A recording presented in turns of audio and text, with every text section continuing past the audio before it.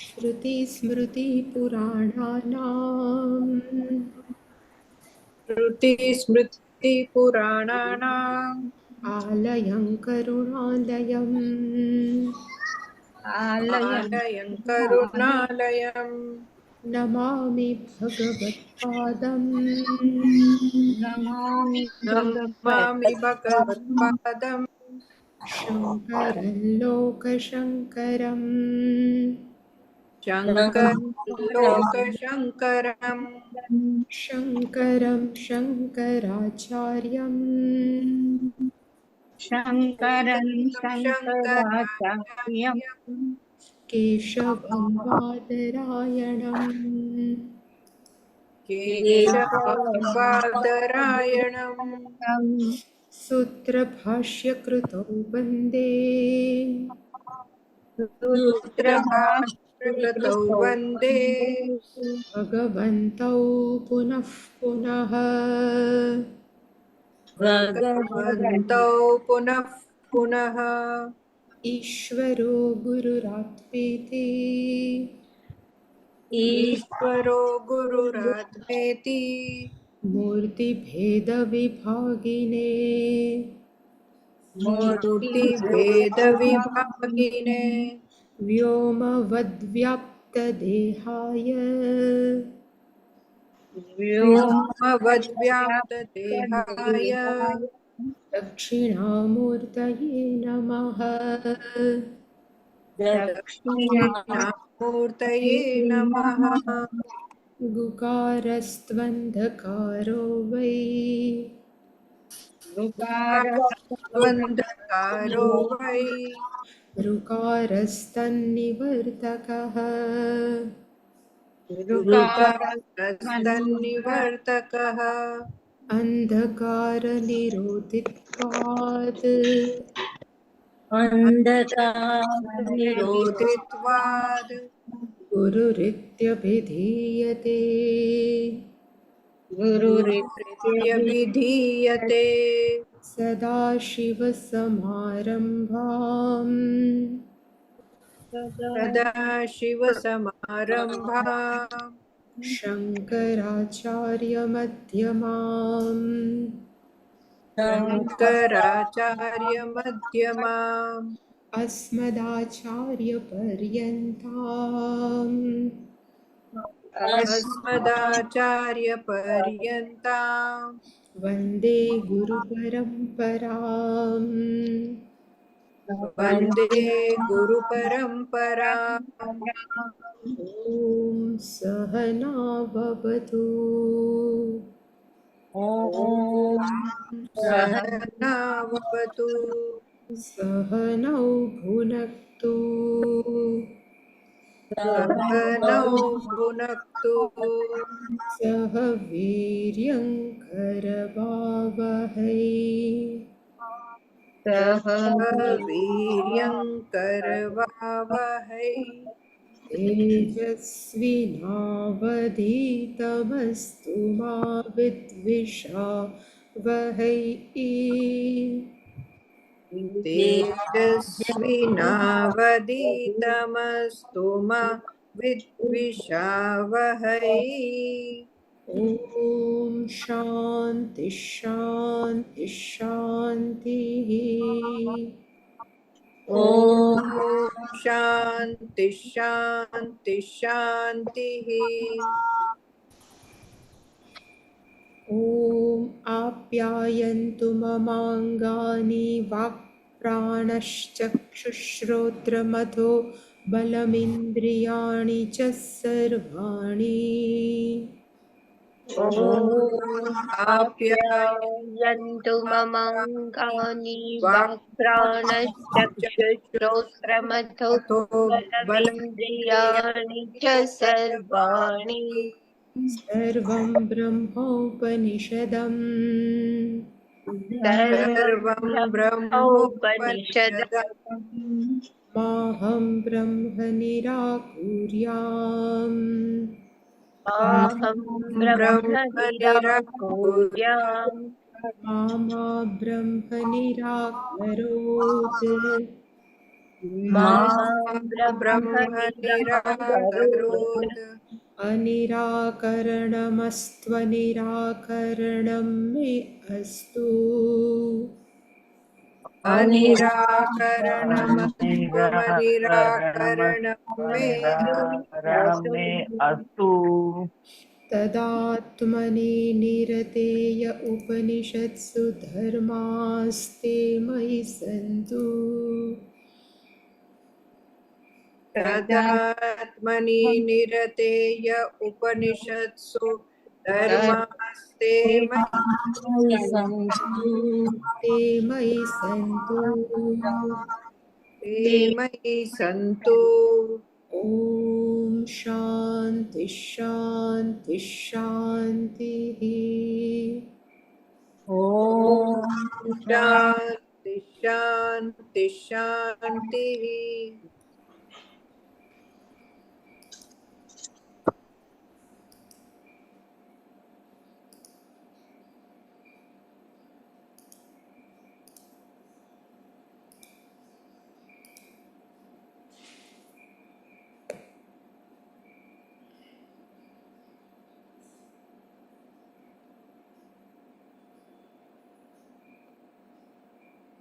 अधीः भगवः इति ह उपससाद सनत्कुमारं नारदहतं ह उवाच यद्वित्थ तेन मा उपसीद ततः ते ऊर्ध्वं वक्ष्यामि इति सः उवाच ऋग्वेदं भगवः अध्येमि यजुर्वेदं सामवेदम् आथर्वणं चतुर्थम् इतिहासपुराणं पञ्चमं वेदानां वेद पित्रं राशिं दैवं निधिं वाको वाक्यम् एकायनं देवविद्यां ब्रह्मविद्यां भूतविद्यां क्षत्रविद्यां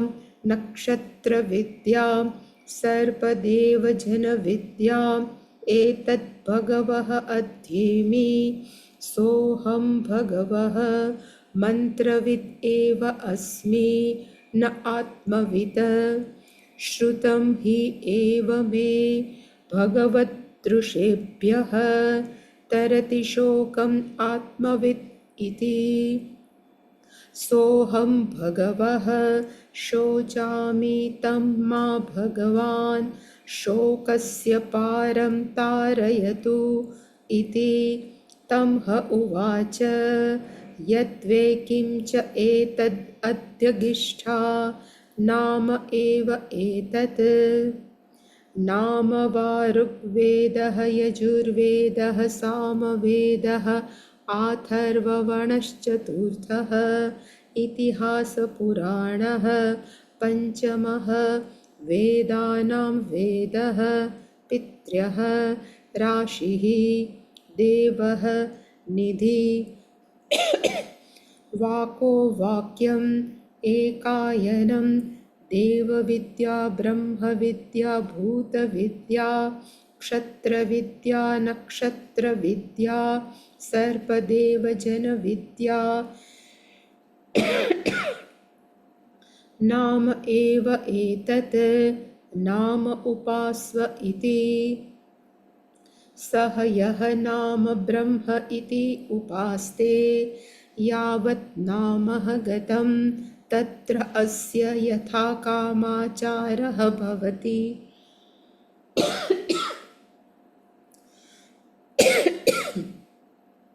यः नाम ब्रह्म इति उपास्ते अस्ति भगवः नाम्न भूयः इति नाम्नः वावभूयः अस्ति इति तन्मे भगवान् ब्रवीतु इति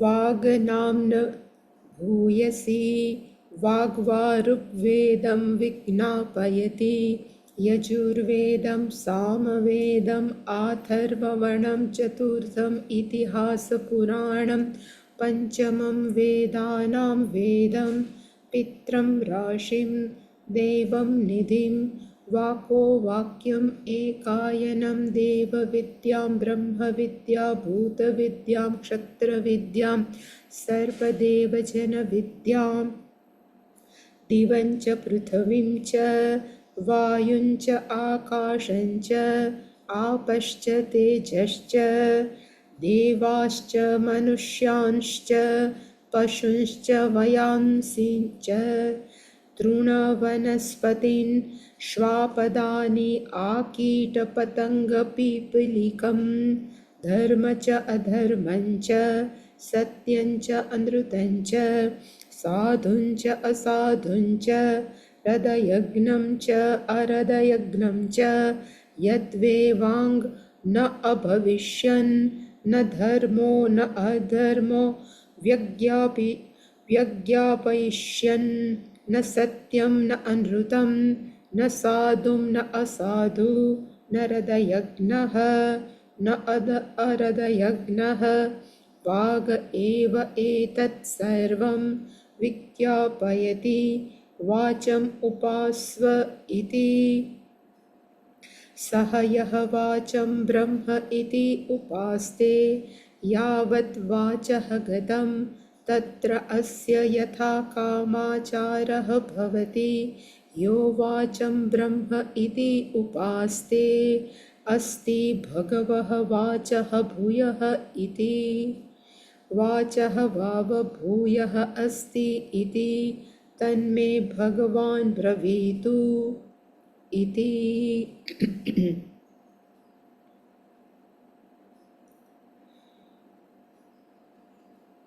આપણે 7મો અધ્યાય ચાલુ કર્યો અને એનું નામ છે ભૂમા વિદ્યા. એની ભૂમા વિદ્યાની અંદર સ્ટોરી કે વાર્તા કે આખ્યાયિકા કહેવાય.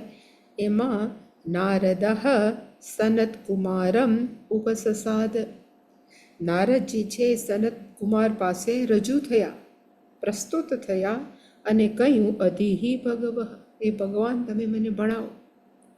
અને ઉવાચ યત્વેત્થ, પછી સનત કુમાર બોલ્યા તમને જે આવડતું હોય એ મને કહો. તે ન મા ઉપસીદ, એ જાણીને મારી પાસે તમે રજૂ થાવ કે મારી પાસે આવો.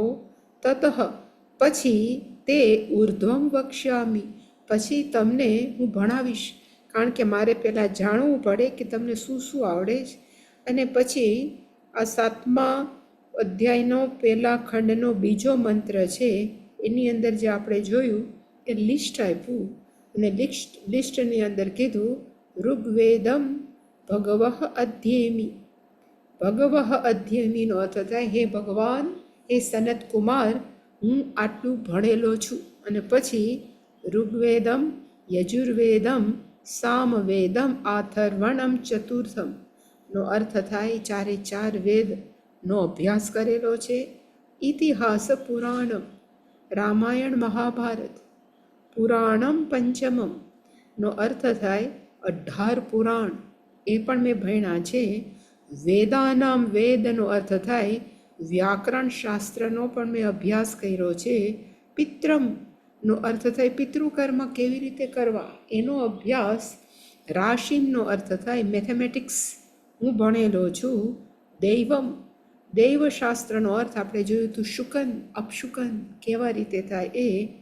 નિધિનો અર્થ થાય જમીનને નીચે ક્યાં ક્યાં કેવો ખજાનો.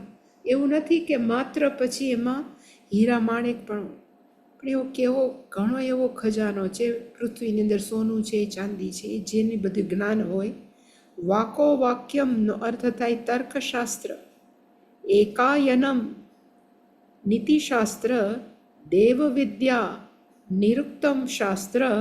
બ્રહ્મ વિદ્યાનો અર્થ થાય છંદકલ્પ. આપણે જે મુંડક ઉપનિષદમાં જે 6 ઉપાંગ છે એ બધાનો મેં અભ્યાસ કર્યો છે. ભૂત વિદ્યાનો અર્થ થાય પંચ મહાભૂતની વિદ્યા. ક્ષત્ર વિદ્યા એનો અર્થ થાય ધનુર્વિદ્યા, કેવી રીતે બાણ ફેંકવા. નક્ષત્ર વિદ્યા, લ્યુમિનરીઝ, આકાશની અંદર કયા નક્ષત્રો કેવી રીતે એની યુતિ થાય એ બધાનું મને જ્ઞાન છે. સર્પદેવ જન વિદ્યામ, સર્પ વિદ્યામનો અર્થ થાય ગારુડી વિદ્યા, સર્પને કેમ પકડવા. દેવજન વિદ્યાનો અર્થ થાય આર્ટ્સ, એમાં નૃત્ય, ગાન, શિલ્પ, આપણે જે પણ એ બધી જ વિદ્યામ એતદ ભગવઃ અધ્યેમી, આ બધી જ વિદ્યાઓનો ભગવાન મેં અભ્યાસ કર્યો છે, એવું નારદજીએ સનત કુમારને કીધું. અને પછી એણે કીધું ત્રીજા મંત્રની અંદર સહ અહમ ભગવઃ મંત્રવિદ એવ અસ્મિ, હે ભગવાન હું કેવો છું, મંત્રવિદ, હું મંત્રને જાણવા વાળો છું. ન આત્મવિદ અસ્મિ, હું કોણ છું, આત્માને જાણવા વાળો નથી. શ્રુતમ હિ એવ મે ભગવત ઋષેભ્ય, શ્રુતમ એવ, મેં સાંભળ્યું છે. કોની પાસેથી સાંભળ્યું છે? તો કે ભગવત ઋષેભ્ય, જે ભગવાન જેવા જ મહાપુરુષો છે, એઝ ગુડ એઝ લાઈક ભગવાન. આપણે એમ કહે ને વેદવ્યાસ જેવા કેટલાય ઋષિ મુનિઓ છે, એને કહેવાય ભગવાન જેવા, ભગવાન સરીખા, એને કહેવાય ભગવત ઋષેભ્ય. એની પાસેથી મેં શ્રુતમ એવ, મેં સાંભળ્યું છે. અને શું સાંભળ્યું છે? તરતી શોકમ આત્મવિદ, આત્મવિદ, આત્માને જાણવા વાળો બધા જ દુઃખને ક્રોસ કરી જાય છે, એને તરી જાય છે. પણ હું તો મંત્રવિદ છું, આત્મવિદ નથી. એટલે સોહમ ભગવઃ શોચામી, એટલે કે હું આટલો ભણ્યા હોવા છતાં હું કેવો છું? તો કે હું દુઃખી છું, હું શોચામી છું. તમ મામ ભગવાન શોકસ્ય પારમ તારયતુ ઇતિ, પણ હે સનકાદિક ઋષિઓ, તમે મને શોકની પાર ઉતારો, હું મારા દુઃખના સાગરમાંથી તમે મને પાર ઉતારો. ઇતિ. અને છેલ્લી લાઈન છે એ ફરીવાર સનત કુમાર બોલ્યા, તમ હ ઉવાચ, સનત કુમાર તમ નારદમ ઉવાચ, અને એણે શું કીધું? યદ વૈ કિંચ એતદ અધ્યગિષ્ઠા નામ એવ તત, તું જે પણ ભણ્યો છો એ નામ જ છે, એમાં બીજું કાંઈ નથી. નામ એવ તત.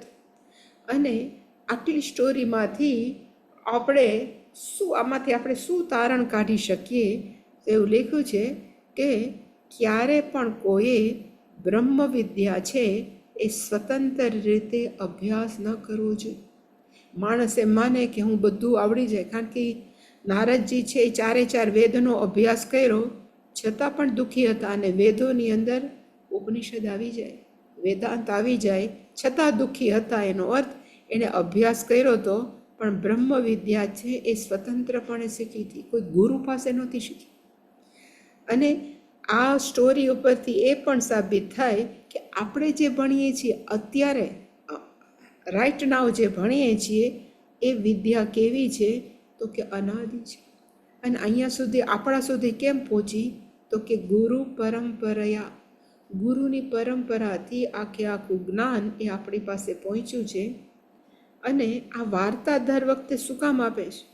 પહેલાં શ્વેતકેતુને ઉદ્દાલક હતા, અને હવે નારદા અને સનકાદી છે, તો વાય? તો એનો જવાબ છે સુખાર્થ બોધનમ, આપણને સહેલાઈથી બધું ખબર પડી જાય. વાર્તા હોય તો આપણને રસ પડે, એટલે સુખ અર્થ બોધનમ, ઇઝીલી આપણને સમજાઈ જાય. એના માટે હંમેશા આ વેદાંત છે એ always give in the story form. અને એક બીજું કે નારદ ભગવાન પાસે, એટલે નારદ કેવા હતા? તો કે ઉત્તમ પુરુષ. નારદ જેવા ઉત્તમ કોઈ નથી, દેવર્ષિ હતા. ઉત્તમ અભિજનનો અર્થ થાય ઉત્તમ કુળમાં જન્મેલા અને ઉત્તમ પ્રકારની વ્યક્તિત્વ ધરાવતા હતા. એની પાસે જે ડિગ્રીઝ હતી, જે આપણે વાંચીએ છીએ, વાત એક રિપીટેશન થાય છે, એવી ડિગ્રી અત્યારે કોઈ પાસે ન હોય, એટલું એ ભણેલા હતા. સર્વલોકગામી, એવું કહેવાય છે કે વિધાઉટ વિઝા એ બ્રહ્મલોક, પૃથ્વીલોક, સ્વર્ગલોક ગમે ત્યાં જઈ શકતા હતા. એને કહેવાય સર્વલોકગામી. એનું કેરેક્ટર, એનો અર્થ થાય એનું ચરિત્ર એટલું સુંદર હતું કે માણસો એના ઉદાહરણ આપે કે આપણે નારદજી જેવું થવું જોઈએ. એની પાસે બધા જ પ્રકારના રિસોર્સિસ, કેવી રીતે કયું સાધન કરવાથી શું પ્રાપ્ત થાય એ બધું જ એની પાસે હતું. આવા નારદજી અહમ શોચામી એવું કહે છે. એનો અર્થ કે આટલા ઉત્તમ કુળમાં જન્મેલા આવા દેવર્ષિ છે, જો દુઃખી થતા હોય તો આપણે ક્યાં વાડીના મૂળા, આપણે જે ગુજરાતીમાં કહીએ ને, એટલે કે આપણે પણ બધા કહેવા છીએ તો કે દુઃખી જ છીએ. એટલે કે કેમ દુઃખમાંથી બહાર નીકળવું એનો ઉપદેશ સનત કુમારજી છે એ નારદજીને આપશે. અને અહીંયા તમને જો યાદ હોય તો મેં પહેલાં કીધું હતું કે આમાં ઉપાસનાઓ બતાવશે. કઈ કઈ ઉપાસના? તો પહેલાં નામરૂપી ઉપાસના. હમણાં સનકાદિ ઋષિ કહેશે કે તું નામ બ્રહ્મ છે એવી ઉપાસના કર. નામઃ એવ બ્રહ્મન, એવી તારે ઉપાસના કરવાની. એટલે પાછા નારદજી પૂછશે કે નામ કરતાં કોઈ વધારે સારું છે? એટલે એમ કહેશે કે વાણી છે એનાથી વધારે સૂક્ષ્મ છે. વાણીથી વધારે કોઈ સારું છે તો એ કહેશે મન સારું છે. મનથી વધારે સારું છે તો કહેશે સંકલ્પ આપણા સારા છે, વધારે સૂક્ષ્મ છે અને સારા છે. પછી ચિત્તમ, પછી ધ્યાનમ, પછી વિજ્ઞાનમ, બલમ, અન્નમ, આપઃ, તેજઃ, આકાશ, આશા અને છેલ્લું પ્રાણ. અને પછી છેલ્લે કહેશે કે બ્રહ્મ, પ્રાણથી પણ વધારે શ્રેષ્ઠ કયું તો કે ભૂમા. આ બધાની ઉપાસના નામ એવ ઉપાસિત, આ બધી ઉપાસનાનું વર્ણન પણ અહીંયા થશે. અને આ ઉપાસના કરતાં આ સારી, છેલ્લે પ્રાણ કરતાં વધારે શ્રેષ્ઠ કયું તો કે ભૂમા. અને ભૂમા કોણ? એટલે કે તું. એ બધી જ ઉપદેશ, એટલે કે અહીંયા ઉપાસના પણ દર્શાવવામાં આવી, જ્યારે 6થા અધ્યાયની અંદર ઉપાસનાઓ નહોતી. આ ધ્યાનમાં રાખીને હવે જેની પાસે, જો આપણી છાંદોગ્ય ઉપનિષદ હોય તો એની અંદર તમે જુઓ ને તો એની અંદર 7મા અધ્યાયના પહેલા ખંડની અંદર 4થો અને 5મો મંત્ર નથી. એટલીસ્ટ મારામાં તો નથી. મેં જે ડાઉનલોડ કર્યું છે, ઇવન મેં મારી પાસે છાંદોગ્ય ઉપનિષદની હાર્ડ કોપી છે, એમાં પણ જોયું એ નથી. પણ શંકરાચાર્યજીનું ટૂંકું ભાષ્ય મળે છે. એટલે આ 4થો અને 5મો મંત્ર છે કેના માટે છે તો કે ઉપાસના માટે છે. એટલે ફરીવાર આ જે અને અધ્યગિષ્ઠા શું છે તો મેં લખ્યું છે, આમાં ક્યાંક લખ્યું પહેલામાં કે ઋગ્વેદ છે, યજુર્વેદ છે, માણસોને શું આવડે? નામ. એટલે ઓલા સનત કુમારજી નારદ ઋષિને કહે છે કે ઋગ્વેદ, યજુર્વેદ, સામવેદ, અથર્વવેદ, અને આ બધું જ પાછું લિસ્ટ છે અપ ટુ ધ સર્પજન વિદ્યા. એ બધું શું છે તો કે નામ એવ એતત, નામ જ. પણ નામ ઉપાસ્વ ઇતિ. આ ભાઈ આપણે એમ કહેવાનું કે આ ભાઈ ઋગ્વેદ છે, એ ઋગ્વેદની અંદર હું ઈશ્વરનું આહ્વાન કરું છું ને એની ઉપાસના કરું છું, એને કહેવાય નામ ઉપાસના. એવી જ રીતે યજુર્વેદની અંદર પુસ્તક પડ્યું છે, એની અંદર હું ઈશ્વરની ઉપાસના કીધું કે નામ એવ એતદ નામ ઉપાસ્વ. ઉપાસવાનો અર્થ તું ઉપાસના કર. એવું પહેલા અધ્યાયના 4થા મંત્રની અંદર સનત કુમારે નારદજીને કીધું. અને પછી એનું ફળ કથન પણ એણે કીધું, સહયઃ નામ બ્રહ્મ ઇતિ ઉપાસતે. જે વ્યક્તિ આ નામ બ્રહ્મ કોઈ પણ, પછી લઈ લ્યો આપણે જેટલા બધા લિસ્ટ છે એમાં યજુર્વેદથી ચાલુ થાય, ઋગ્વેદથી અપ ટુ આ સર્પદેવ જન વિદ્યા, એ કોઈ પણની અંદર એ જ નામ છે, એ જ બ્રહ્મ છે, એવી રીતે ઉપાસના કરે તો એનું ફળ કથન કયું તો કે યાવત નામગતમ જ્યાં સુધી આપણું મન જાય, નામ જાય છે, તત્ર અસ્ય ઉપાસકસ્ય યથા કામાચારઃ ભવતિ. જ્યાં સુધી ધારો કે ઋગ્વેદની આપણે ધારો કે ઉપાસના કરીએ તો ઋગ્વેદની અંદર જે પણ છે, જે ઈચ્છા કરીએ એ બધી ઈચ્છા આપણી પૂરી થાય. યહ નામ બ્રહ્મ ઇતિ ઉપાસ્તે, એ કીધું કે જે નામ બ્રહ્મની ઉપાસના કરે, એ જે નામની ઉપાસના કરી હોય એ બધી એની અંદર જે હોય ઈચ્છા પૂરી થાય. એટલે નારદજીએ પૂછ્યું કે અસ્તિ ભગવઃ નામ્ન ભૂયઃ ઇતિ, નામ કરતાં પણ વધારે કોઈ શ્રેષ્ઠ છે ખરું? ખાલી નામની જ ઉપાસના કરવાથી એનાથી વધારે શ્રેષ્ઠ છે. એટલે અહીંયાથી સનત કુમાર કહે છે કે પાછા કહે છે નામનઃ વાવ ભૂયઃ અસ્તિ. એટલે કે આ સનત કુમાર કહે છે હા હા, નામ કરતાં તો ઘણું શ્રેષ્ઠ છે. એટલે પછી છેલ્લું વાક્ય છે તન મે ભગવાન બ્રવીતુ ઇતિ. તો હે ભગવાન એટલે કે હે સનત કુમાર, તમે મને ભણાવો. હવે એનું આપણે ભાષ્યમ જોઈએ જે આપણે, તો આની અંદર મારે ખાલી 3 મંત્ર જ છે અને 3 મંત્રનું ભાષ્યમ પૂરું થાય એટલે પહેલો અધ્યાય છે એ પૂરો થઈ જાય. આમાં લખ્યું છે 5, પણ એ મંત્ર નથી લખ્યા, પણ એનું આ ભાષ્યમ લખ્યું છે કે ઉપાસના નામ બ્રહ્મ. અને તમે તો આમાં ક્યાં સુધી આપણે ભણ્યા છીએ, તમને ક્યાં સુધી આપણે પહોંચ્યા છીએ યાદ નહીં હોય, પણ આપણે એક પૂર્વ પક્ષી એવો પ્રશ્ન કર્યો હતો કે તમે બધા કથમ તર્હિ આત્મા એવ બાધઃ તાત સ આત્મા ઇત્યાદિ શબ્દ. એટલે આત્મા એવ અધસ્તાત, આત્મા છે એ નીચે છે, એવા આત્મા માટે આત્મા ઇત્યાદિ શબ્દાહ, એવું તમે કેમ વાપરો છો? આત્મા માટે આટલા બધા શબ્દો, અને એમાંથી પાછા તમે કહો છો કે આત્માનમ પ્રત્યાયંતિ, એમાંથી તમે આત્માને જાણી જાશો એવું તમે કેમ કહો છો? ત્યારે આપણે છેલ્લે જોયું હતું કે જ્યારે એમ કહેવામાં આવે આત્મા, તો આત્માના રિયલી સ્પીકિંગ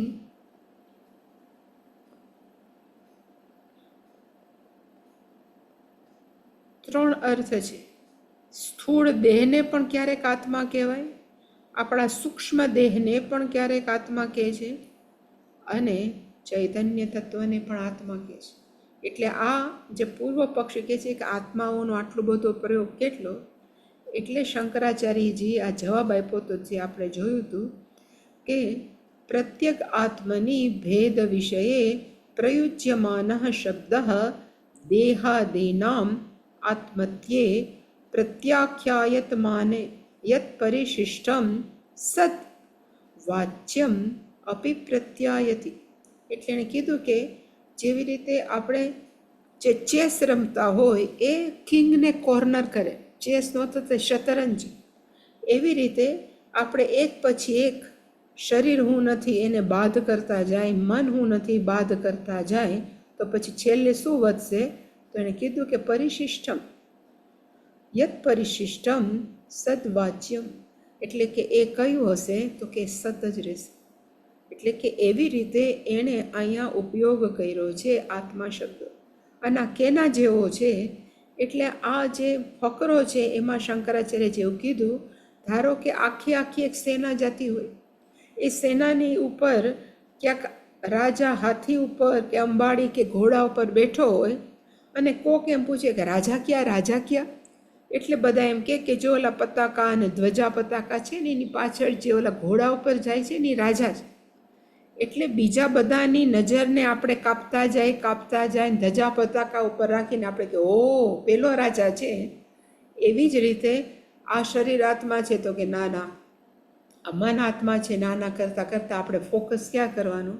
તો કે જે બાકી બચે એવું અહીંયા લખ્યું છે. એટલે લખ્યું કે યથા સરાજિકાયામ દ્રશ્યમાનાયામ સેનાયામ, એક સેના જાય છે આપણે જોઈ રહ્યા છીએ, ને કેવી સરાજિકામ, રાજા સહિતની, અને એમાં કેવું છે છત્ર ધ્વજ પતાકાદિ વ્યવહિતે અદ્રશ્યમાને અપી, એની અંદર છત્ર છે, એમાં ધ્વજ છે, પતાકા છે, એ બધાથી ઢંકાઈ ગયેલા છે. બરાબર રાજા અદ્રશ્યમાને, ન દેખાતા હોવા છતાં આપણે એમ કહીએ કે એ શહ રાજા અદ્રશ્ય તે, ઓલો નથી દેખાતો છત્ર નીચે, એ જ રાજા લાગે છે, આઈ થિંક એ જ રાજા છે. એવી રીતે રાજા દ્રશ્યતે. અને શબ્દ પ્રયોગ તત્ર કહ સૌ રાજા, માણસો પૂછે કે આમાંથી કયો રાજા કયો રાજા, એટલે આપણે બીજા બધાને બાદ બાકી કરીએ. એટલે કીધું રાજ વિશેષ નિરૂપણાયામ દ્રશ્યમાને ઇતર પ્રત્યાખાતે અન્યસ્મિન અદ્રશ્ય માને અપી રાજની પ્રતીતિઃ ભવેત તદ્વત. પછી એને કીધું બાજુમાં ઓલો સેનાપતિ છે ને આ ઓલો છે, એમ કરતાં કરતાં આપણે બધાને રાજ વિશેષ નિરૂપણાયામ, જ્યારે રાજાની આપણે બરાબર કરતા હોય ત્યારે ઇતર દ્રશ્યમાને, બીજા બધા જે દ્રશ્યમાન થતા હોય એને વાત કરતાં કરતાં આ રાજા નથી આ રાજા નથી, અન્યસ્મિન પ્રત્યાખાતે, બીજા બધાનું આપણે લિસ્ટ આપતા હોય એમાં પછી જે દેખાતો ન હોય અદ્રશ્યમાને અપી, એ જ રાજની, આ 7મી વિભક્તિ છે. રાજ પ્રતીતિ, પેલો ભલે દેખાતો હોય પણ ઊંચો થાય નીચો થાય, છત્રની અંદર ક્યારેક એનું મોઢું દેખાય, એ જ શું લાગે છે તો કે રાજ પ્રતીતિ ભવતી, આ રાજા જ હોવા જોઈએ. એવી જ રીતે ક્યારેક ઊંચું ને આપણે બાદ કરતા જાય, હું શરીર નથી, હું મન નથી, હું ક્રોધ નથી, એ બાદ કરતાં કરતાં ક્યારેક એના વગરનો હું આત્મા છું એવી પ્રતીતિ ભવે. એમ કીધું તદ્વત. પણ આટલું જવા દઈને પછી હવે શંકરાચાર્યએ કીધું તસ્માત સહ અહમ મંત્રવિત, એટલે કે આપણા કે છે દેવર્ષિ નારદજી, તસ્માત અહમ મંત્રવિત, હું મંત્રને જાણવા વાળો છું. અને મંત્રને જાણવા વાળોનો અર્થ શું થાય તો કે કર્મવિત એવ અસ્મિ. મંત્રની અંદર લખ્યું હોય કામ કેમ કરવું, ઉપાસના કેમ કરવી, એટલે કે મંત્રવિત ઇઝ ઇક્વલ ટુ કર્મને જાણવા વાળો, કર્મ કેમ કરવા એ જ. એવ અસ્મિ, એને હું જાણવા વાળો છું. કર્મ કાર્ય ચ સર્વ વિકાર ઇતિ, અને વિકારજ્ઞ એવ અસ્મિ, અને જે કર્મ કરવાના હોય છે એના કર્મના કાર્ય જે ટુ બી ડન કરવાના જ હોય એ બધા જ કેવા છે, પરિવર્તનશીલ છે. બધાની અંદર પરિવર્તન આવે છે. તો હું કેવો છું તો કે વિકારજ્ઞ એવ, આ બધા પરિવર્તનનો હું જાણવા વાળો છું. એવ અસ્મિ ન આત્મવિત, હું આત્માને જાણવા વાળો નથી, એટલે જ હું બહુ દુઃખી થાઉં છું. ન આત્મવિત, અને ફરીવાર ન આત્મ પ્રકૃતિ સ્વરૂપજ્ઞ ઇતિ અર્થ, એટલે કે જ્ઞનો અર્થ થાય જાણવા વાળો. કોનો જાણવા વાળો તો કે સ્વરૂપ, કોનું તો કે આત્મ પ્રકૃતિ, આત્મા છે એનું સાચું સ્વરૂપ જાણવા વાળો. ન, આગળ એક ન છે, હું નથી એટલું. અને મને એ પણ ખબર છે કે આગલા અધ્યાયમાં એવું એક ઉલ્લેખ આવ્યો હતો, અતઃ એવ ઉક્તમ આચાર્યવાન પુરુષ વેદ, પુરુષ વેદ. આપણે આ છાંદોગ્ય ઉપનિષદમાં ક્યાંક 6ઠા અધ્યાયમાં જોયું હતું, જો યાદ હોય કે એમાં એક મંત્ર આવ્યો હતો કે કોઈ પણ વ્યક્તિને જાણ થાય છે, આત્મજ્ઞાન થાય છે, પણ કોણ તો કે એ પુરુષ આચાર્યવાન હોવો છે, જેની પાસે ગુરુ છે એ ગુરુવાળો, એટલે આચાર્યવાનનો અર્થ થાય ગુરુવાન. પુરુષ જાનાતિ, વેદનો અર્થ થાય અહીંયા યજુર્વેદ ને અથર્વવેદ નહીં, પણ આનો અર્થ થાય, વેદનો અર્થ થાય એ આત્મજ્ઞાન પ્રાપ્ત કરે છે. અને એવી જ રીતે યતો વાચો નિવર્તન્તે, તૈત્રેય ઉપનિષદ શિક્ષાવલ્લી નહીં પણ બીજી બ્રહ્મજ્ઞાન આનંદવલ્લીની અંદર 4થો મંત્ર, એટલે કે બધામાં એવું કીધું છે કે ગુરુને જ આત્મજ્ઞાન પ્રાપ્ત થાય, કારણ કે ત્યાં વાણીનો વિષય નથી, આત્મજ્ઞાન છે, વાણી વિલાસ નથી ખરેખર, એવું એણે કીધું. અને ફરીવાર એણે કીધું શ્રુતમ, હે મહારાજ મેં સાંભળ્યું છે. શ્રુતમનો અર્થ થાય આગમ જ્ઞાનમ, મને બીજા પાસેથી બીજા પાસેથી જાણવા મળ્યું છે. આગમ જ્ઞાન અસ્તિ એવ, મને આપ જેવા પાસેથી સાંભળવા મળ્યું છે. હીનો અર્થ થાય કારણ કે, યસ્માત મેં એટલે કે મને ભગવત ઋષેભ્ય નો અર્થ થાય ભગવાન જેવા સરીખા, યુષ્મત તમારા જેવા બધા એવા ઘણા બધા ગુરુજનો છે, પૂજ્યજનો છે, એની પાસેથી યુષ્મત સદૃશેભ્ય, જે દૃશેભ્યનો અર્થ થાય જેવા, ભગવત દૃશેભ્ય ભગવાન જેવા. તો ભગવાન જેવામાં કોણ? એટલે કીધું યુષ્મત સદૃશેભ્ય, ભગવાન જેવા એટલે તમે સનકાદિ ઋષિ કેવા છો? તો કે ભગવાન જેવા. એવી વાર્તા છે, મેં જો કે ત્યારે કીધી હતી કે બ્રહ્માજીએ શું કર્યું? તો કે સૌથી પહેલાં આ સનકાદિની ઉત્પત્તિ કરી અને એણે કીધું કે હવે તમે આખું સંસારનું નિર્માણમાં મંડાઈ પડો. એટલે આ સનકાદિ કે બધાએ કીધું કે ભાઈ અમને આમાં રસ જ નથી, એટલે કે અમે તો બાળ ઋષિ જ રહીશું, અમને માત્ર આત્મજ્ઞાનમાં ભગવાનમાં જ રસ છે. અને પછી મનુ શત્રુપાની ઉત્પત્તિ કરી અને પછી આખી જગતની ઉત્પત્તિ થઈ. એટલે કે સનકાદિ છે એ કેવા છે? તો કે ભગવત સદૃશ્ય, એને બીજા એકમાં રસ જ ન. અને એ યુષ્મત એ તમારા જેવા છે. ભગવત સદૃશ્ય કોણ છો? તો કે બીજું નહીં, તમારા જેવા. યુષ્મત એટલે કે લાઈક યુ, તમારા જેવા પાસેથી સાંભળ્યું છે. તરી જાય છે, એનો બીજો પર્યાયવાચી શબ્દ કયો? તો કે અતિક્રામતી. તમારી પાસેથી કે ભગવાન જેવા સત્પુરુષો પાસેથી સાંભળ્યું છે. શોકમ તરતી અતિક્રામતી શોકમ, દુઃખ. શોકનો અર્થ શું? એટલે શંકરાચાર્યએ કીધું શોકમનો અર્થ થાય મનઃ તાપમ, મનમાં રહેલો તાપ. બહારનો તાપ ને અત્યારે ભલે 45 ડિગ્રી હોય, પણ 45 ડિગ્રી વચ્ચે પણ માણસ મન શાંત રાખી શકે. પણ જો એર કન્ડિશનમાં બેઠો હોય અને મન અશાંત હોય તોય પણ ગરમી થાય. એટલે કે શોકનો અર્થ મનસ્તાપમ, આપણા મનની અંદર જે સંતાપ છે. અને બીજો કયો અર્થ શોકમનો? તો કે તાપમ ને પછી અકૃતાર્થ બુદ્ધિતામ. આપણને એમ જ ફિલિંગ થાય કે હજી મારે કરવાનું છે ને હજી રહી ગયું, આ તો જો ને કરવું હતું. ક્યારે પણ આપણને કૃતકૃત્યતા ફીલ ન થાય, અનુભવાય નહીં. એને કહેવાય અકૃતાર્થ બુદ્ધિતામ. આત્મવિદ એનો અર્થ શું થાય? તો કે હું આત્માને જાણવા વાળો નથી. એને કીધું અહીંયા ન આત્મવિદ, એટલે એનો અર્થ કે હું અનાત્મજ્ઞ છું. અતઃ સહ અહમ અનાત્મવિદ, અનાત્મવિત્વાત, કે હું અનાત્મ એટલે કે હું અનાત્મને મારા શરીરને મનને જાણવા હોવાથી ભગવઃ શોચામી, હું બહુ દુઃખી છું. કોકને જઈને નારદજી જેવું, જે આપણે એને ભગવાનની જેમ પૂજીએ છીએ એવા ઋષિ પણ જ્યારે સનકાદિને જ્યારે તેને શરમમ નથી. અત્યારના માણસોને તો પોતાને જે તકલીફ છે એ ક્યારેય કોઈને વ્યક્ત ન કરે. એટલે કે એક સૌથી પહેલાં આત્મજ્ઞાની થવાનું પહેલું સ્ટેપ કયું છે ખબર છે? તો એવું કહે છે કે માણસો કેવા હોવા જોઈએ? પ્રમાણિક. પ્રમાણિકનો અર્થ થાય પોતે બોલે છે ને એ શબ્દોના પ્રમાણે બોલે, કાંઈક કરે, કાંઈક વિચારે, કાંઈક આપણી પાસે રજૂ કરે ક્યાંક, એ ક્યાંયનો સંગમ ન હોય.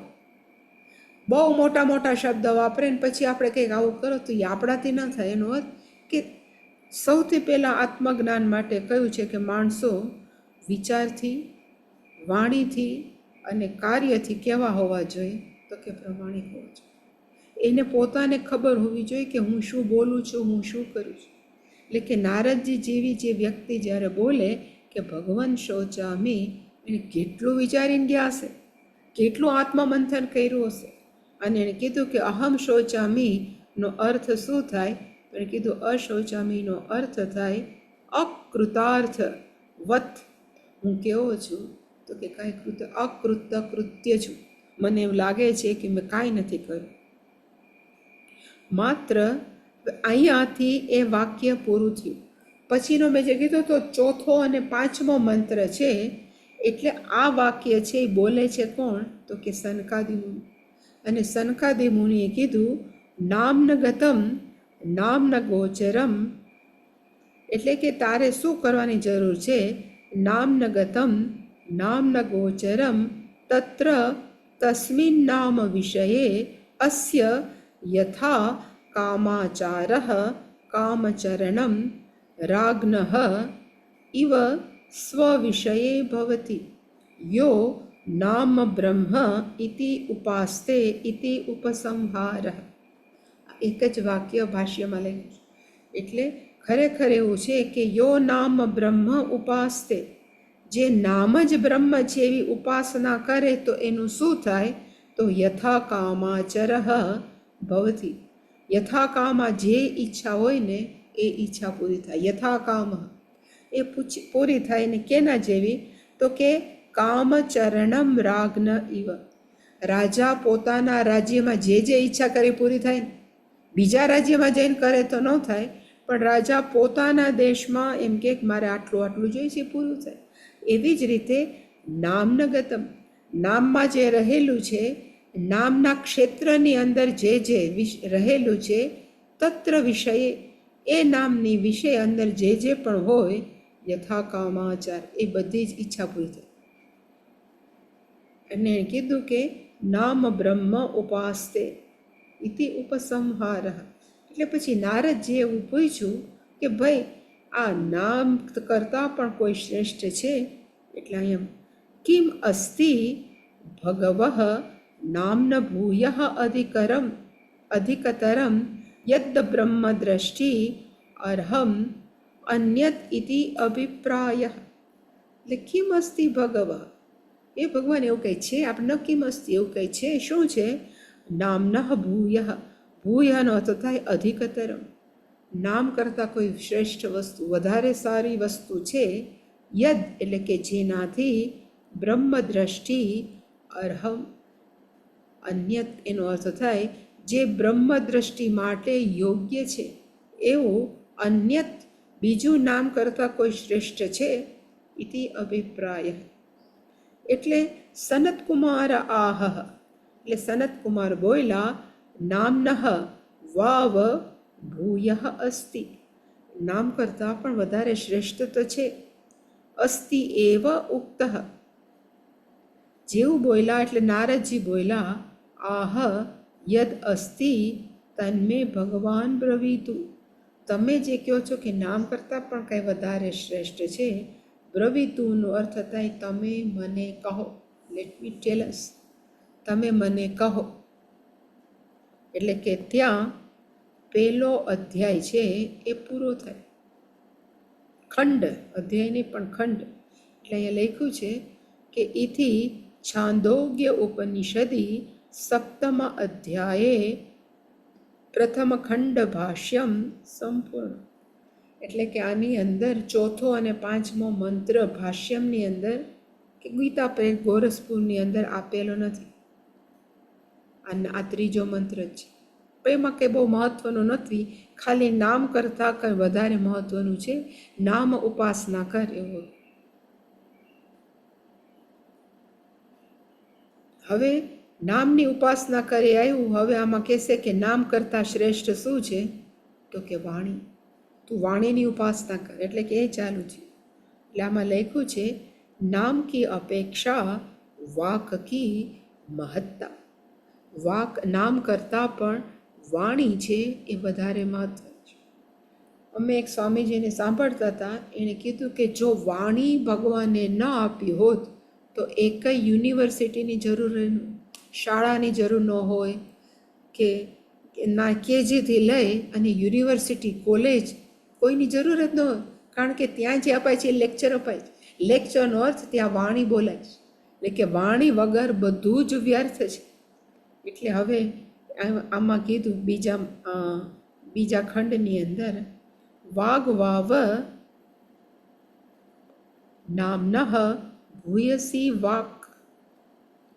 વાક ભૂયસી, વાણી છે વધારે શ્રેષ્ઠ છે. કોના કરતાં? નામ્નઃ, નામ કરતાં વાણી છે એ શ્રેષ્ઠ છે. શું કામ?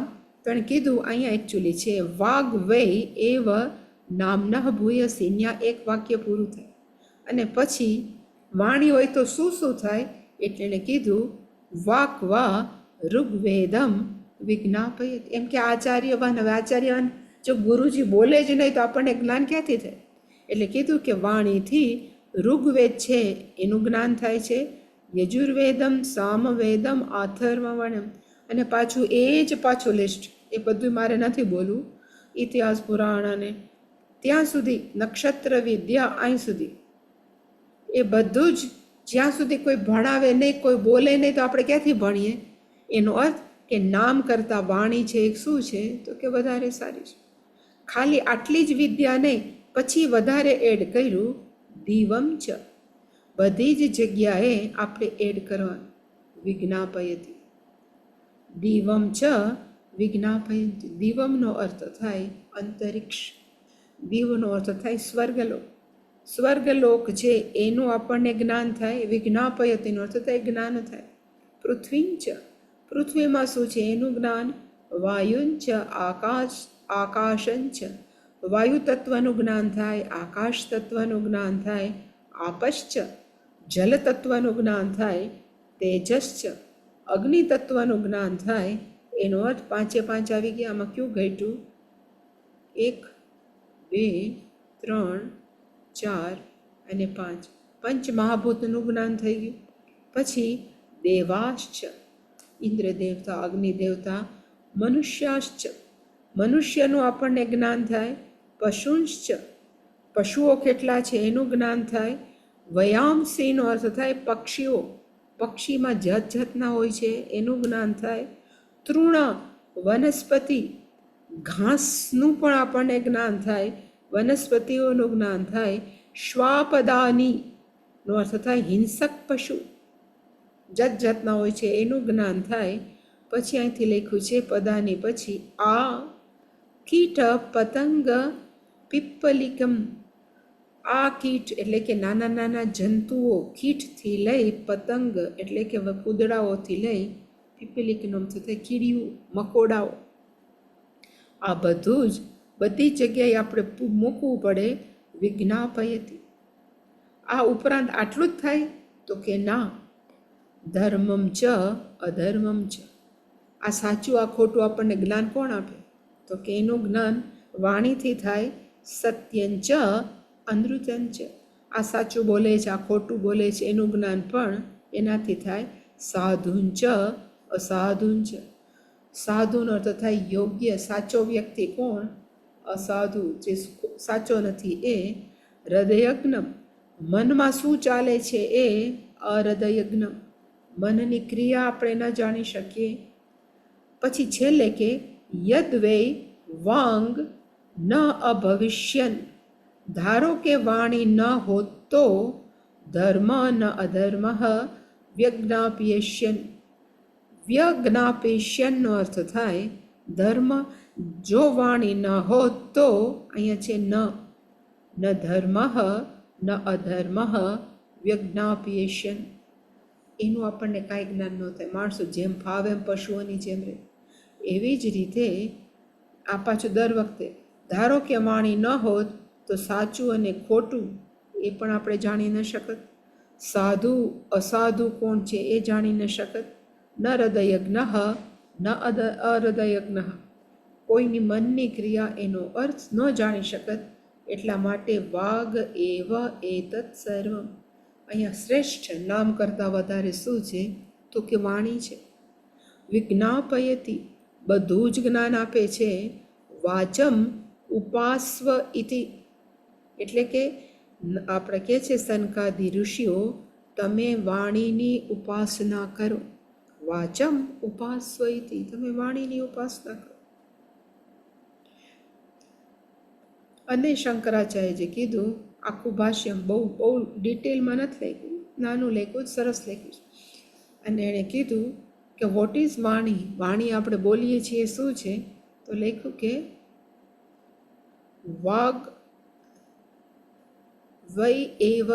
પછી એણે કીધું કે વાગ ઇતિ ઇન્દ્રિયમ, વાક શું છે તો કે ઇન્દ્રિય છે. અને ઇન્ટરેસ્ટિંગ છે કે વાણી છે ને એ કર્મેન્દ્રિય પણ છે. અને વાણી છે ને એટલે વાણી નથી પણ જીભ છે આપણી, એ છે એ ટેસ્ટ એટલે કે એ જ્ઞાનેન્દ્રિય પણ છે. એટલે કે જીભ છે એ જ્ઞાનેન્દ્રિય પણ છે અને એ જીભ છે એ કર્મેન્દ્રિય પણ છે. પણ એમાં જીભથી જ આપણે વાણી બોલીએ. એટલે કીધું કે વાગ ઇતિ ઇન્દ્રિયમ અને જીહ્વા મૂલાદિષુ અષ્ટસુ સ્થાનેષુ સ્થિતમ વર્ણાનામ અભિવ્યંજકમ. આ વાણી એટલે શું? એટલે એને કીધું કે વાણી છે એ જીવવાના મૂળથી ચાલુ કરી અષ્ટસુ સ્થાનેષુ આપણા મોઢામાં 8 સ્થાનમાં સ્થિતમ રહેલી છે. અને શું કરે છે તો કે અક્ષરોને વર્ણાનામ અક્ષરોને અભિવ્યંજકમ એને એ વ્યક્ત કરે છે. અભિવ્યંજકમનો અર્થ થાય રિવીલ કરે છે, એને વ્યક્ત કરે છે. હવે મૂલાદિ અષ્ટસુ સ્થાનેષુ એટલે કે જીહ્વા મૂલેદિષુ જીહ્વા મૂળથી લઈ જીહ્વા મૂલાદિષુ અષ્ટસુ સ્થાનેષુ. બોરિંગ છે છતાં પણ તમને એક વસ્તુ બતાવવાનું મને મન થયું કે આ આપણું મોઢું છે. એક મિનિટ હા.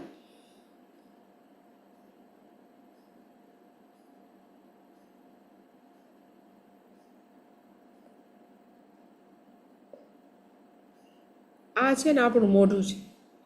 એ મોઢાની અંદર આને કહેવાય જીહ્વા મૂલમ.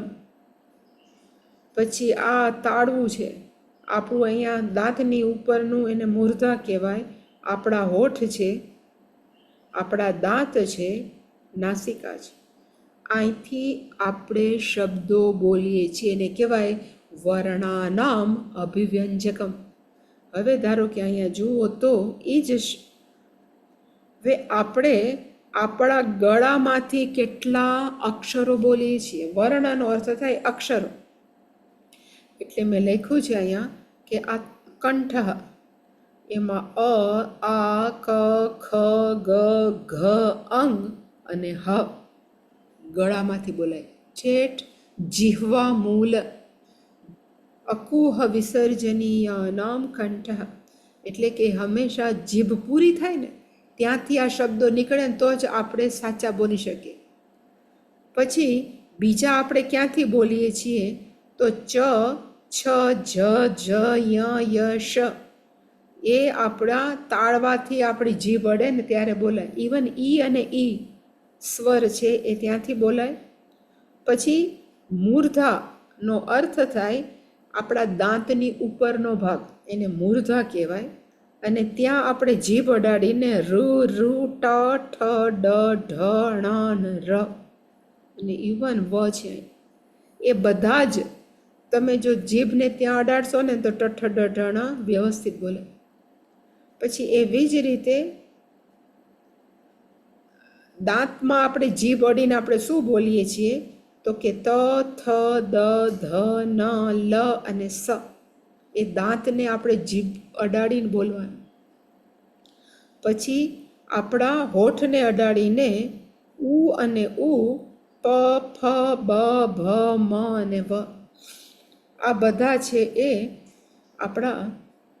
હવે એની અંદર આપણે જે મ, ન, ણ, ન્ય બોલીએ છીએ ને એ નાકમાંથી બોલીએ તો એ આપણે નાકમાંથી કાઢીએ. એટલે એણે કીધું કે ટોટલ કેટલા થયા? 6. અને હજી અહીંયા આપણા જીભના મૂળમાંથી અને તાળવા બે ભેગા થઈ અને એ અને ઐ બોલાય એટલે કે 7મું. કંઠ અને આપણા હોઠ ભેગા થઈને ઓ અને ઔ એટલે કેટલા કહેવાય તો કે અષ્ટસુ સ્થાનેષુ. આ બધા જ અક્ષરો છે જે આપણે બોલીએ છીએ એ અષ્ટસુ સ્થાનેષુ સ્થિતમ અને વર્ણાનામ અભિવ્યંજકમ એ શું કરે છે તો કે આપણા શબ્દોના અભિવ્યંજકમ એને બહાર કાઢે છે. અને વર્ણાહા ચ નામઃ ઇતિ. અને જે આપણે બોલીએ આપણે ધારો કે બોલીએ અ તો પછી અ લખ્યું, પછી બોલીએ ક્ષ ને એટલે પછી આપણે બોલીએ ના અને આપણે બોલીએ દી, તો 3 અક્ષરો થયા ને. એટલે એને કીધું કે વર્ણાહા એમાંથી શું બને તો કે નામ. 3 શબ્દો ભેગા થાય એટલે નામ બને. 2 શબ્દો રામ તો નામ બને છે. એટલે કે નામનઃ વાગ ભૂયસી ઇતિ ઉચ્યતે. એટલા માટે એણે કીધું કે વાણી છે એ નામ કરતાં વધારે શ્રેષ્ઠ. એ બોલે છે તો જ એનું મહત્વ છે. વાણી ન હોત તો રામ કોણ બોલે? વાણી ન હોત તો કૃષ્ણ વાસુદેવ ક્યાંથી બોલે? એટલે એણે કીધું કે વાણી છે એ શ્રેષ્ઠ છે. અને એણે વધારે સ્પષ્ટતા કરી, કાર્યાત હિ કારણમ દ્રષ્ટમ. ધારો કે કારણ છે, કાર્યને લીધે જ આપણે કારણને સમજી શકીએ. કાર્ય જ ન હોય તો, ધારો કે ઘડો ન હોત તો આપણે માટીને ક્યાંથી સમજત? ઘડાને જ કીધા. એટલે એને ઊંધું છે અહીંયા, કાર્યાત હિ કારણમ દ્રષ્ટમ લોકે યથા પુત્રાત પિતા. આ કોનો દીકરો છે ખબર? પેલા દીકરાના વખાણ થાય, પછી કે આ દીકરો કોનો જ ખબર છે? એના પિતા છે. એટલે કે દીકરો છે એ શું થયો તો કે કાર્ય, અને પિતા કેવા થયા તો કે કાર્ય. એવી જ રીતે વાણી છે એ કેવી છે તો કે વાણી છે ને એ કાર્ય છે, અને નામ શું છે તો કે લાયકે પિતા. પણ નામ ખાલી એમને જ ફરતા વાણી ન હોત તો શું થાય? એટલે એણે કીધું કે વાણી છે એ શું છે તો કે શ્રેષ્ઠ છે. અને એનાથી આપણને બધું જ ઋગ્વેદનું બધાનું જ્ઞાન થાય છે.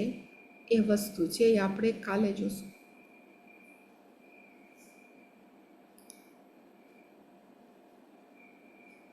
કોઈ પ્રશ્ન? માતાજી, નામ ઉપાસના એટલે કઈ રીતે? હે? નામ ઉપાસના અને વાણી ઉપાસના એ કઈ રીતે? એટલે જોબ કરવાનું કઈ રીતે? હવે એ બધા ઉપાસના કેમ કરવી ને એનો આખે એક ગ્રંથ છે, કલ્પ. એ પાછો આપણે રિફર કરવો પડે કે આપણે કેવી રીતે ઉપાસનાની પછી એમાં વિધિ પણ હોય કે આ રીતે. આમાં ડિટેલ ન આપી હોય ઉપનિષદ. ઇવન તૈત્રીય ઉપનિષદની અંદર ઘણી બધી ઉપાસનાઓ છે, પણ ડિટેલ ન આપી હોય. એટલે આપણને ખબર નથી, પણ ડિટેલ જાણવા માટે બીજા પુસ્તકો ઉપલબ્ધ છે, આપણા ગ્રંથો. તો આપણે એમાં રસ ન હોય એટલે આપણે ક્યારે એને આપણે રિફર નથી કર્યા, પણ હોય છે ખરા. કલ્પ નામનો ગ્રંથ છે. ઉપાસના અને યજ્ઞો કેમ કરવા પદ્ધતિસર એની બધી ડિટેલ્સ આપેલી છે, જે આપણે બોલીએ ને કલ્પ. એટલે બીજું નિરુક્ત વિશે પૂછ્યું તું ને તમે? હા, નિરુક્ત વિશે આગળ પૂછ્યું તું તમે કે નિરુક્ત વિશે જોજો. હા, થોડો પ્રયત્ન કર્યો છે. વ્યુત્પત્તિ એવું તો તમે કીધું જ હા, તું. વ્યુત્પત્તિ. હા, એનો અર્થ વ્યુત્પત્તિ. વેદોના શબ્દોનો અર્થઘટન મને યાસ્ક મુનિ એનું શાસ્ત્ર આખું ગ્રંથ છે યાસ્ક મુનિની. અને પતંજલિ એના નામ આપ્યા છે. દાખલા તરીકે કલ્પ એટલે હાથ ને છંદ એટલે પગ, અને એવી રીતે આ યા નિરુક્ત એટલે આંખો, એવું મેં કીધું છે. એવું કે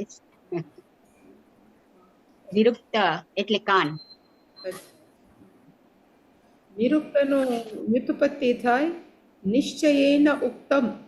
ઉક્તમ એટલે કહેવાય, નિશ્ચયેન એટલે કે ચોક્કસ રીતે આ શબ્દ કેવી રીતે બનાવ્યો છે એ ચોક્કસ રીતે કહેવામાં આવે એને કહેવાય નિરુક્ત. નિશ્ચયેન ઉક્તમ. ગુજરાતી ભાષા ને એવું શબ્દ એનો પર્યાયમાં. કુંભકાર ભાષાનું કહેવાય. જ્ઞાન. તો કુંભકાર કોને કહેવાય તો કે કુંભમ કરોતિ ઇતિ કુંભકારઃ. ઘડો બનાવે એને કહેવાય કુંભાર. તો એ જે બનાવ્યું એને કહેવાય વ્યુત્પત્તિ. તમે મ્યુટ થઈ ગયા પાછા. તમે મ્યુટ છો દક્ષાબેન. તમે મ્યુટ છો દક્ષાબેન. અનમ્યુટ કરો.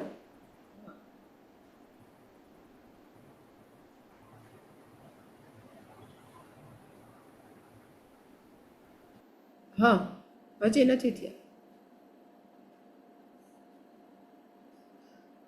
પેલું માઇક જેવું છે એના ઉપર ટચ કરો, યુ વિલ બીકમ અનમ્યુટ. નથી થતું? હા, હવે હા. હા. હમ. શંકરાચાર્યજીએ 8મા અધ્યાયના 3જા પ્રપાઠકના 3જા શ્લોકની અંદર પણ બ્રહ્મ હૃદયમ શબ્દ ઉપર વ્યુત્પત્તિ એની આપી. આમાં જ એકો એક શબ્દની વ્યુત્પત્તિ હોય. પ્રાણાયામ એને ના વ્યુત્પત્તિ શબ્દ વાપરીને 8મા અધ્યાયમાં આપી છે. આપી છે. વારે વાહ. હૃદય શબ્દ વાપર્યો છે એમાં.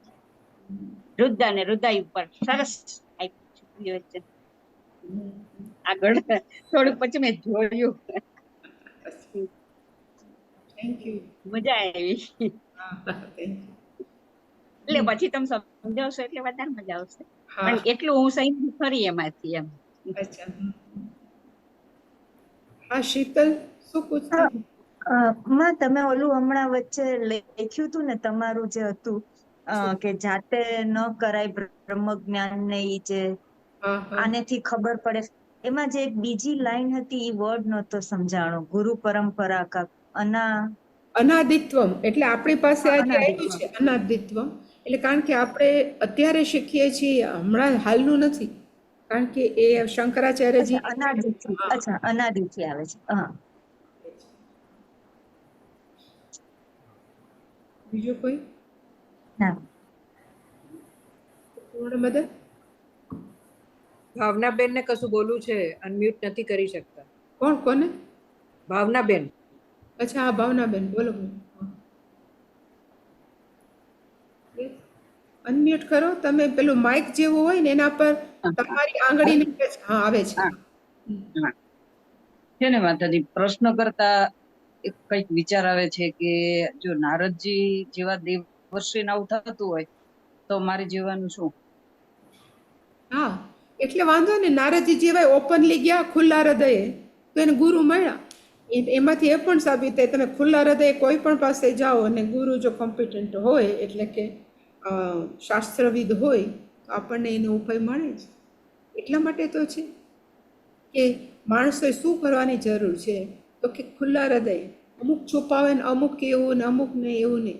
મારામાં આટલા આટલા છે છતાં મને આવું નથી ખબર, એવી જે સ્પષ્ટ હોય ને તો એને ગુરુ એને માર્ગ દેખાડે છે. અને જો એ સિરિયસ પર્સન હોય તો એ બહાર નીકળી જ જાય, એ બતાવવા માંગે છે. કોઈ પણ વ્યક્તિને એક તો ગુરુ હોવો જોઈએ વ્યાખ્યાયિકા બતાવે છે, અને બીજું કે નારદજી જેવા ઓપનલી કહી શકે છે કે હું દુઃખી છું, આટલું બધું આવડે છે છતાં મારા જીવનમાં સુખ નથી. એનો અર્થ કે પોતાના જીવનમાં પોતાને પ્રામાણિક છે એ સાબિત થાય છે. એ બતાવવા માંગે છે કે પ્રામાણિકપણે તમે ગુરુને કયો, અને ગુરુ જે કે એને પ્રામાણિકપણે આચરણ કરે તો માણસને હંમેશા શોકમાંથી બહાર નીકળી જાય. એ બતાવવા માટે તો છે. આપણે કોણ એવું નહીં, એના માટે નથી. નારદજી જેવાને થાય તો એ જો બહાર નીકળી શકે તો વાય વી નોટ. કોઈ પણ વ્યક્તિ જે કહેવાય ને કે પ્રામાણિકપણે પ્રયત્ન કરે તો એ ગમે એવી પરિસ્થિતિમાંથી નીકળી જાય. પણ પ્રયત્ન કેવો હોવો જોઈએ? ઓનેસ્ટ હોવો જોઈએ. કારણ કે મેં અત્યાર સુધી ઘણા બધામાંથી મેં જોયું છે કે માણસ છે ને એને હજી ક્યાંય વિચારોને બોલવાને એને ક્રિયાને ક્યાંય મેળ નથી ખાતો. માણસ પોતે જ કન્ફ્યુઝ છે. સાંભળે છે ખરા પણ હજી માણસોએ એવું વિચાર્યું નથી કે શું કરવું છે. લાગે બહુ સારું કે આ બહુ શાસ્ત્ર સારું છે, પણ સ્ટીલ આપણે જે કહીએ ને કે એટલા ગંભીરતાથી ભણતા નથી. એટલે કે હજી પ્રમાણિક નથી, પોતાના વિચારોને પ્રમાણિક નથી, પોતાની વાણીને પ્રમાણિક નથી. એટલે આપણને એમ થાય કે શું કામ જ્ઞાન નથી. એનું કારણ આ જ. એકવાર પ્રમાણિક થઈ જાય કે હું જે બોલું છું એ જ કરીશ, એકવાર પ્રમાણિક થઈ જાય કે હું વિચારું છું એ જ કરીશ, તો બધું જ સહેલું જ છે. ભગવાન આપણી ભેગા છે, ગુરુ આપણા ભેગા, શાસ્ત્ર આપણી સાથે. એનો અર્થ એ જ. સમજ્યા? ભાવનાબેન કહે એ તો ફ્રીજ છે, આઈ ડોન્ટ નો, પણ હવે પેલું સાંભળશે તો થઈ જશે.